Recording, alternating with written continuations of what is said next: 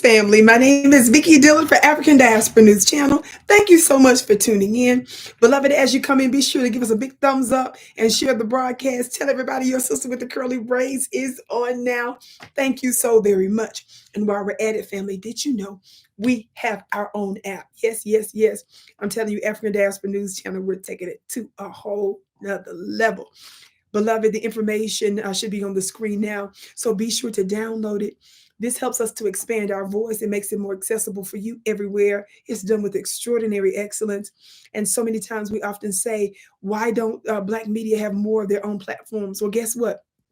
Not only we're on different platforms and have our own website and other independent platforms for you to watch our content, but this certainly is an addition to our own independent platforms. Okay, be sure to support it and tell everybody. I think you're gonna love it. Thank you so very much, family.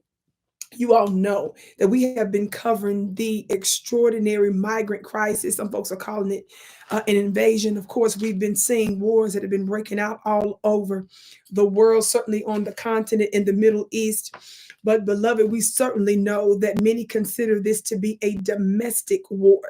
There are so many different agendas that are at work in terms of why the United States of America is allowing open criminals to come to the country. When I say criminal, I'm talking about you violated federal law to get here. I'm talking about the illegal activity of folks coming to the country.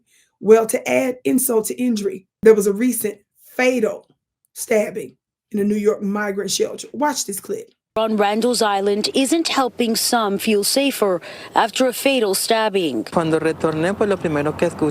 returned, the first thing I heard, the comments they were saying was a murder, says this asylum seeker from Venezuela who has been staying here for about a month.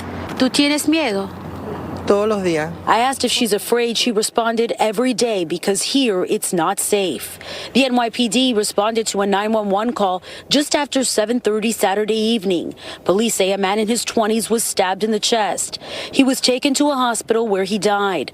A male suspect is in police custody. Investigators say it started with a dispute inside the cafeteria at the shelter. Okay, family, did you hear that? Now, here you are listening to one of the migrants in the shelter, and she's talking about how she feels so unsafe and she's scared. And of course, this is not based on my research the only shelter that's been experiencing this. Fights have been breaking out in multiple shelters. I'm highlighting this one because this one was actually it ended in a fatality. Well, we often hear from the Democrat how these folks are fleeing terrible conditions in their homelands. Well, somebody in the shelter is terrible. I mean, just let's keep it real. If you're sitting there stabbing somebody and it ends in a fatality and they're unalive, no, you saying you fleeing trouble. No, you the trouble. You're the trouble. And that's the problem with folks not checking people at the border before they get to the border.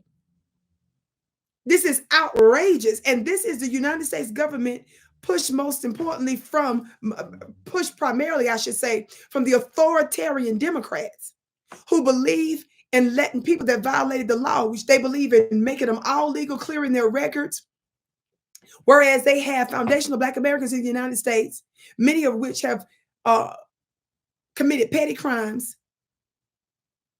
and they refuse to clear their records so that they're not legally discriminated against.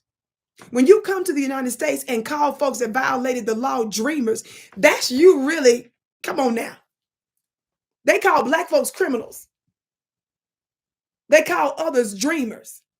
Would to God is that they would come up with a name like that for our people that was unjustly thrown into prisons and they was doing a little something to take care of their families and put food on the table. Nobody had mercy in the way that we're having mercy on people that are not even Americans, people that didn't even build the country. So something is really wrong. We're going to have to start checking paperwork again and look in little testimonies. This is a lie. This is a Democratic lying narrative by saying that they are fleeing bad conditions, violent conditions, terrible conditions where they're from, when in fact in the shelters it's violence.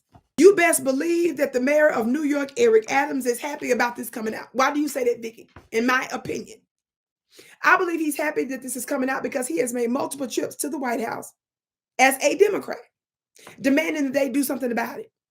And of course, we know that the authoritarian Democrats have retaliated against his administration by investigating him and sending the feds after him, because the louder he got about the sounding the alarm about the migrant crisis in New York, the more the Democrats got upset with him and retaliated to shut him up. They want you to toe the line and hush your mouth. They don't care if it destroys your city. They don't care if it depletes the resources. They don't care if the New Yorkers are experiencing all kinds of crime waves and lack of resources because it's going to other folk. They want you to shut up, and then they turn around and throw a talking point saying that you sound like the Republicans or you sound like a white supremacist. We're not falling for that trick. This is about prioritizing others over us. This is about making folks who committed crimes, clearing their records and giving them all kind of benefits when you won't even give benefits to the people that built this country. You playing right in our face, and we're going to call you out, and we will never settle for this. I can't wait to hear what you have to say about it below. Beloved, be sure to check out my website at VickiPlanet.com. That's VICKI Planet.com. You'll find out about my new spiritual mastermind school that will absolutely change your life and cause you to manifest miracles and unfair advantages. Beloved, be sure to share the broadcast. I can't wait to see you again.